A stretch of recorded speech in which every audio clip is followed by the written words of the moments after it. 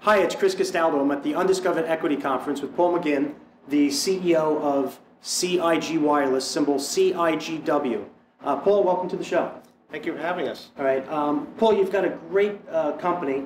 Obviously, everybody's playing on these things, the cell phones, they're texting, they're sending messages, they're getting stock quotes, and there's just not enough cell space. I'm always getting lost and drop phone calls.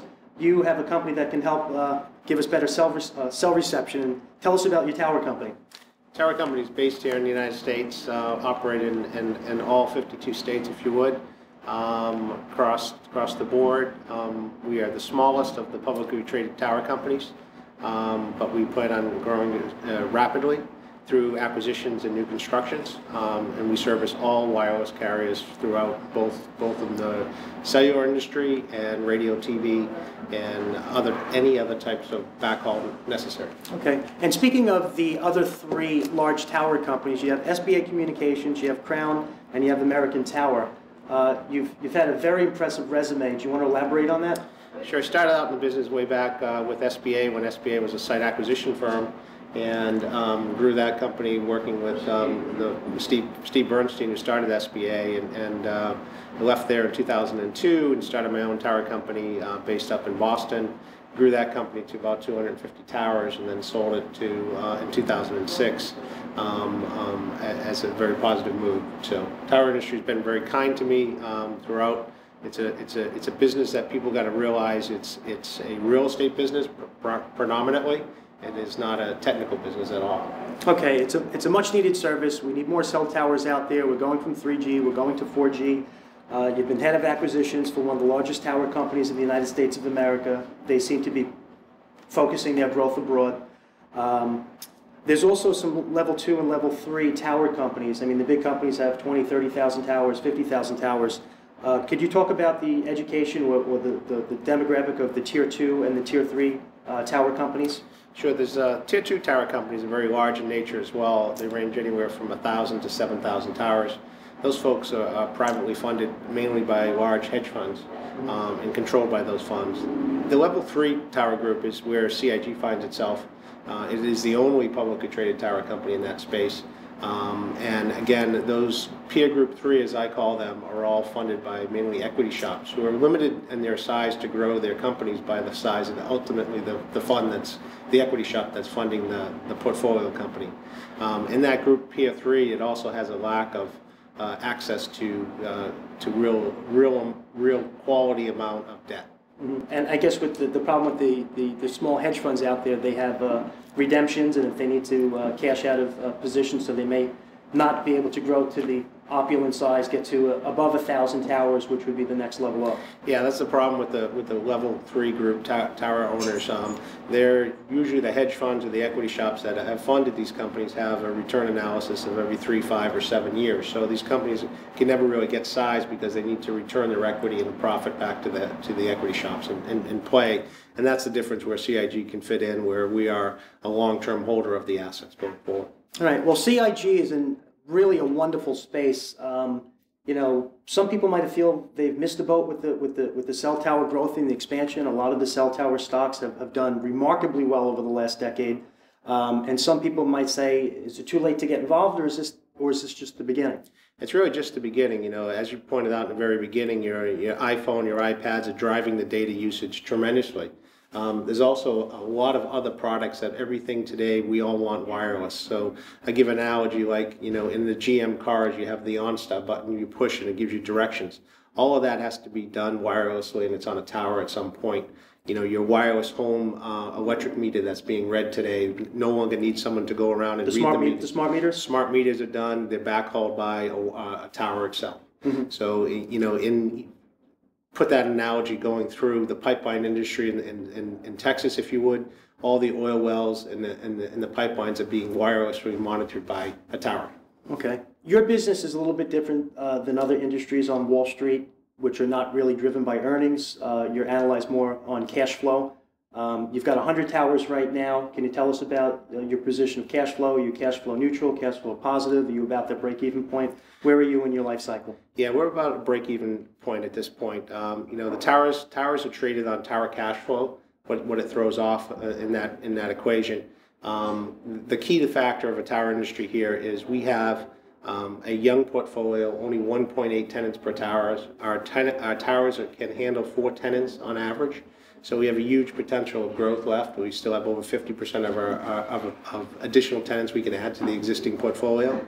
Along with that, what you're really seeing in today's technology, as a carrier moves from 2G to 3G or 3G to 4G or 3G to LTE, anytime they make a modification on that tower, I have the opportunity to increase the tenant's rent because they're changing the loading and the structural capacity of that tower. So even my existing tenants are our main source of revenue growth for the company.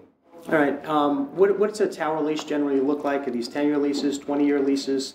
And how stable is your revenues? Because I assume once a tower is up there and you have a tenant, whether it be an AT&T or Verizon or a Sprint on your tower, I have to imagine you're not going to climb up and take them off anytime soon. Yeah, that's really the key factor. Once they install on the tower site, we have a less than 1% churn rate off the tower, so it's very low in nature. And part of that is their cost of actual installation, and their equipment to attach to the tower is very expensive for them.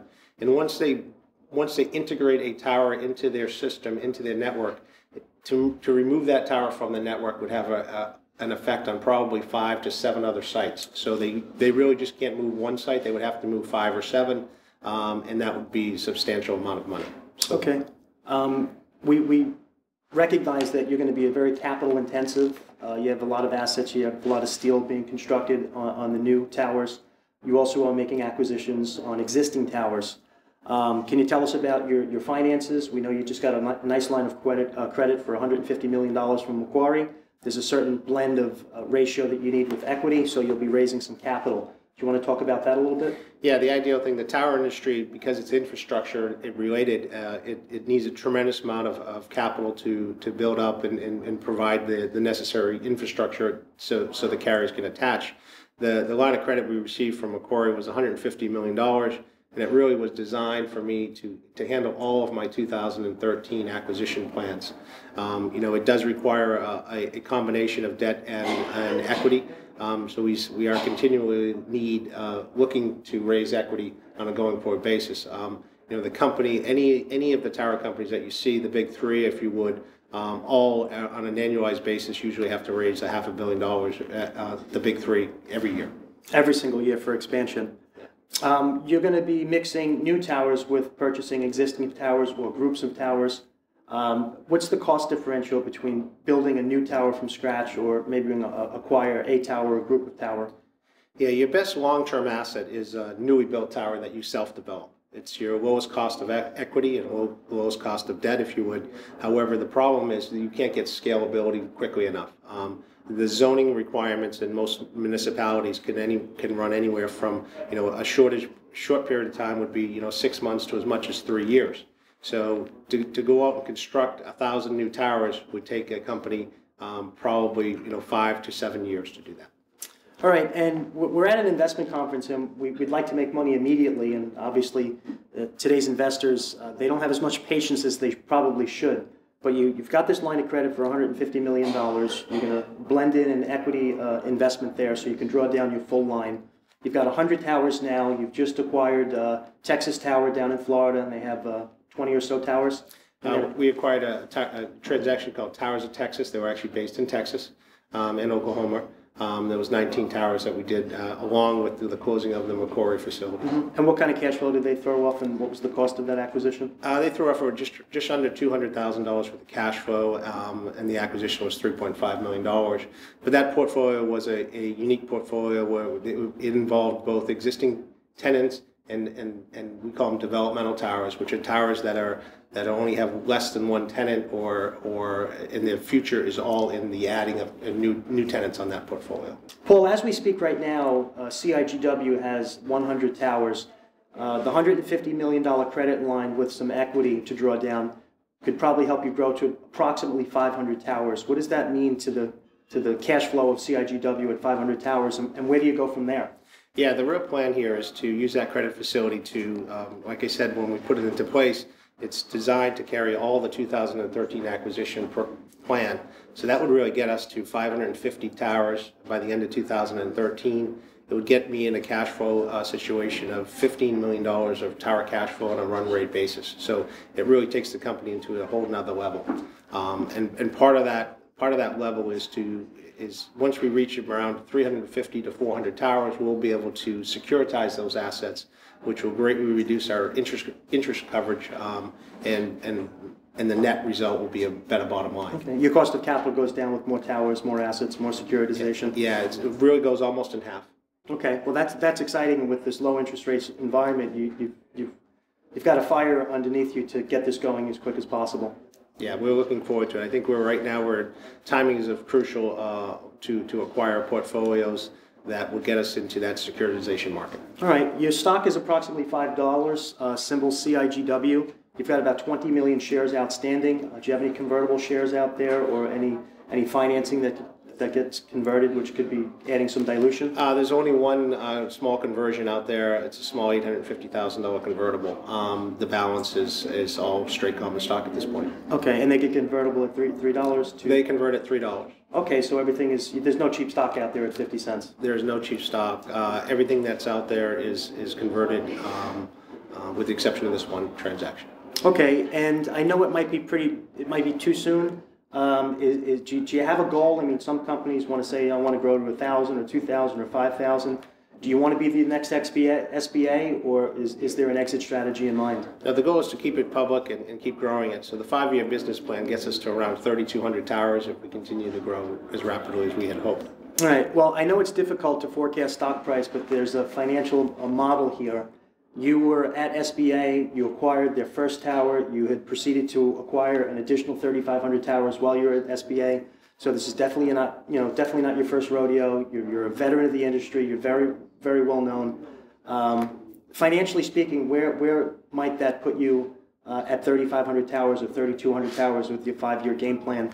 Because in the last 10 years or so, SBA and American Tower, their stocks have gone up from 2 to 70. Right. You know, I'm not going to sit here and project your stock at 70, but you know, there's got to be a nice upside. Yeah, we believe we'll fit into the middle of the pack there. You know, clearly the three main tower companies that are out there today are really billion-dollar entities. You know, we are not going to be able to reach that marketplace until probably years 5 to 7, if you would, to have that much of a market cap. So the stock price is going to be certainly lower than the big three, if you would. But it certainly will move up in a very rapid pace in my mind. All right, and your key partner, I guess I'll call him your partner. I don't know if that's a correct word, but Macquarie, they own a tower company, so they have intimate knowledge about this space. So leveraging off their money, leveraging off their expertise, that can only help you with your business. Yeah, Macquarie, you know, based in Australia, but they actually have ownership of tower assets all over the world. It's their #1 infrastructure hold in the world today. So it's very unique. They actually have controlling interest of one of the largest privately held companies here in the United States. That company owns 7,000 towers. So they are very, very respected in the industry and also worldwide. So, you know, the future of our credit facility gives us the ability to also look off-seas, if you would, or offshore in international markets. It's not our current business plan, but we do have the right to go to anywhere in the world to add to our portfolio. Well, that sounds great, and I have to tell you, Paul, a lot of husbands and wives and parents out there are always screaming at their kids, put that phone down, stop texting, get off the phone, get off the internet. You, on the other hand, probably encourage it. Yes, so we would like anybody to use anything wireless is good for my business. Well, that sounds great. Chris Castaldo with CIGW, thank you very much.